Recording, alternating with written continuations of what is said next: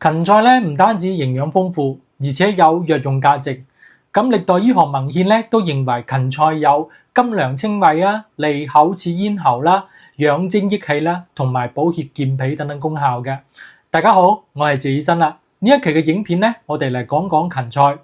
咁芹菜咧係原產於地中海沿岸嘅沼澤地帶。2000年前咧喺前古代希臘羅馬嘅時代咧，芹菜野生種栽培種咧都係被用作藥用或者香料嘅。從17世紀末到18世紀喺意大利、法國、英國呢啲國家經過順改良、順化，咁成為一種咧葉柄肥厚、臭味又減少，先直接將佢咧芹菜用於食用噶。咁我哋國家嘅芹菜咧係從高加索傳入嘅，從漢代開始栽培嘅。唐菜咧有一種叫做醋芹嘅小菜，佢係專門用於下藥同埋配飯嘅。其實咧佢就係普通嘅芹菜，經過發酵之後咧就加上一啲五味嘅調料做成嘅湯菜。其實都唔係乜嘢好名貴嘅菜，但係咧發生咗一個明君明臣嘅故事，一直咁流傳落嚟。咁公元627年，唐太宗啱啱登基，就即刻咧召見魏徵，咁任命佢為諫議大夫。咁呢個魏徵咧佢為咗俾唐朝咧少犯錯誤，佢經常就俾呢個李世民咧提意見嘅，而且佢嘅態度又好嚴肅，講話又特別直喎。有時當着好多大臣嘅面都唔俾皇帝留啲情面嘅，咁搞到呢個李世民咧就有啲尷尬噶。咁魏徵咧，佢係唐朝咧早期著名嘅政治家啦。佢唔計個人得失，先後咧就進諫咗咧200幾次嘅，剛正不阿、簡易直明，就係歷史上嘅有名嘅諫臣。咁係有意思嘅就係咧，因為魏徵嘅性格強硬，但係咧佢又好中意食一道叫做醋芹嘅呢個菜啦，咁經常咧俾家廚做俾佢食。李世民咧雖然明白魏徵嘅批評咧係俾自己少犯錯誤、鞏固政權，但係咧每次呢個魏徵咧佢又板着一個嚴肅嘅臉嚟進諫喎，個氣氛咧就特別沉重噶。咁皇帝嘅心裏邊肯定有啲唔爽噶。於是咧唐太宗就問身邊嘅人：大臣啦，有冇咩辦法咧俾呢個肉係板住臉嘅魏徵咧動情咧？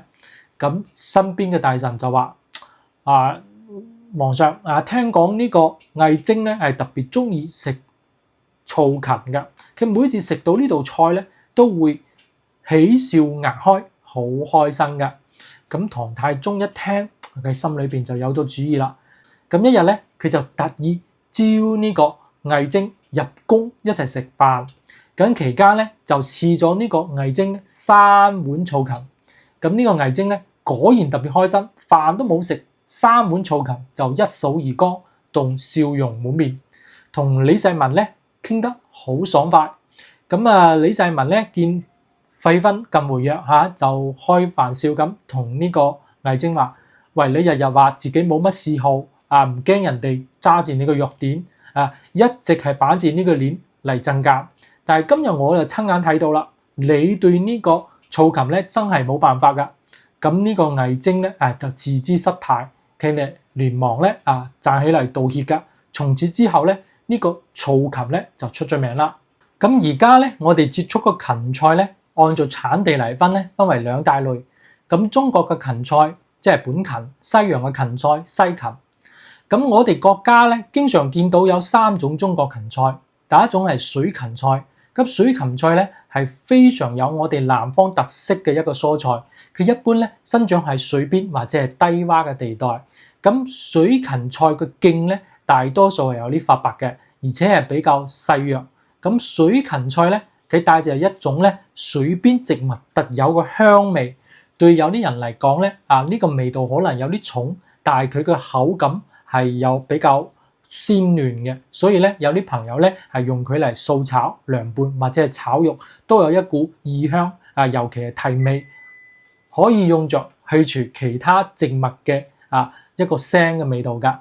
咁黃辛芹咧喺北方咧都被叫做香芹，佢細細長長嘅莖咧佢係生得瘦瘦氣氣㗎，佢嘅莖幹咧係嫩黃色，佢嘅質地係脆嫩嘅，同埋咧佢個纖維係比較少嘅，佢嘅味道比較清香。南方咧多用嚟炒食或者係作為咧菜肴提味嘅配料，好多朋友中意食餃子、包子，一般都用佢做鹹料嚟㗎。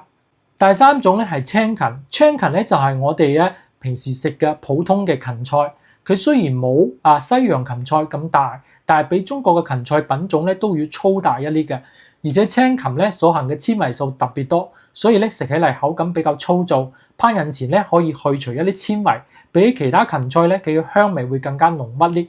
咁從中醫角度嚟講咧，其實早喺東漢嘅時期咧，《神農本草經》咧佢就提到水芹有補氣脈、益氣、令人肥健、儲食嘅作用。咁到咗隋代咧，我哋食經裏邊咧都有記載水芹有利小便、除水脹嘅一個功效嘅，所以咧水芹咧自古就有藥芹之稱啦。咁我哋中醫學認為咧，我哋芹菜味甘味苦，性涼，入肝胃經嘅，有平肝涼血、清熱利濕嘅功效噶。咁從現代營養學嘅角度嚟講，喺咁多嘅蔬菜之中，芹菜嘅營養係非常豐富嘅。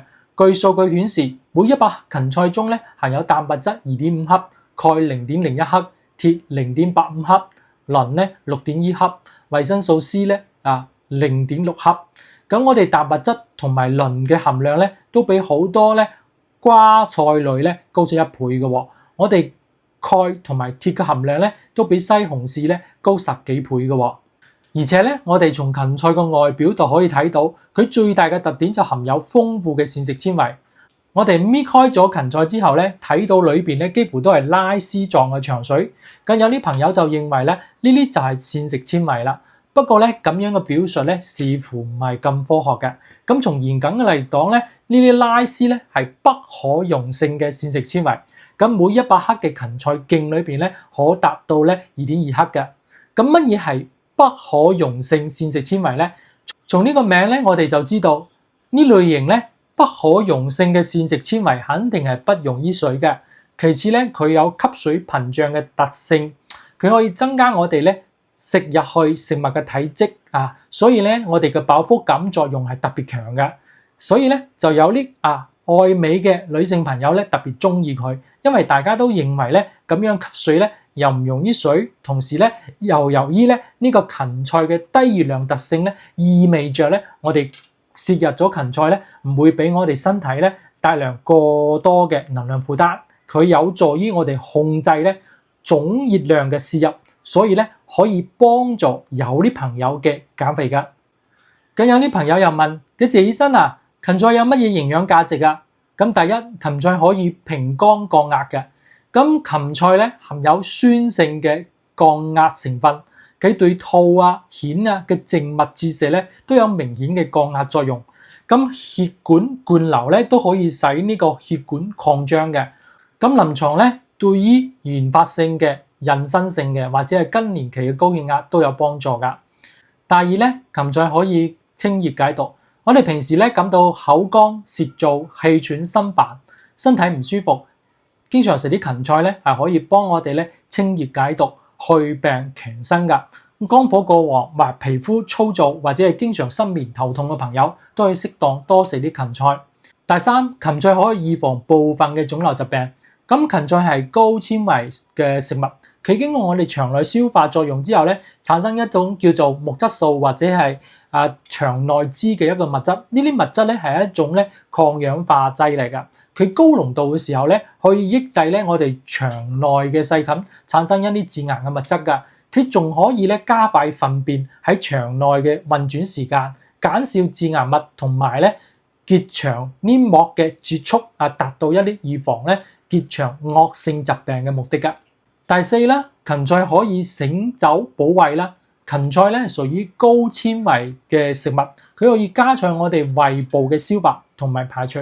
然後咧，我哋通過芹菜嘅利尿功能，將胃嗰度嘅酒精咧通過尿液咧排出體外，從而咧緩解我哋胃部嘅壓力，起到一個醒酒補胃嘅作用噶。第五咧，芹菜可以養血補虛。咁芹菜嘅含鐵量比較高，可以補充我哋婦女咧經血嘅損失。食咗之後咧，可以避免一啲皮膚嘅蒼白、乾燥、面色無華，而且可以使我哋嘅目光有神、頭髮黑亮㗎。咁有啲朋友又問謝醫生啊，咁芹菜葉可唔可以食㗎？咁大家食芹菜嗰陣咧，好多人都犯咗一個錯誤，就係淨係食莖就唔食葉㗎。其實咧，芹菜葉嘅營養咧比莖仲高好多㗎。比如蛋白質咧、脂肪啦、胡蘿蔔素、維生素 C、E、B 啊，仲有鈣啦，或者係其他微量元素、硒等。咁芹菜葉嘅含量咧，都係比莖咧高出幾倍嘅。比如話咧，我哋芹菜葉嘅維生素含量係比莖高5倍，我哋鈣嘅含量咧都高咗2倍，而且咧我哋光食莖唔食葉咧，真係有啲可惜㗎。咁現代醫學咧研究都證明咧，芹菜葉裏邊咧有好多嘢咧。比如呢個芹菜苷啦，或者係甘露醇啦、揮發油啦，呢啲成分咧對身體有好多好處嘅，例如鎮靜啊、保護血管啦，或者係促進我哋血液循環啦、健胃止痛啦、增強食慾啦、調經啊等等作用，特別適合一啲高血壓、神經衰弱、失眠或者便秘嘅朋友。所以咧，我哋以後食芹菜咧，唔好記得食葉啦，佢都可以食用噶。多謝大家。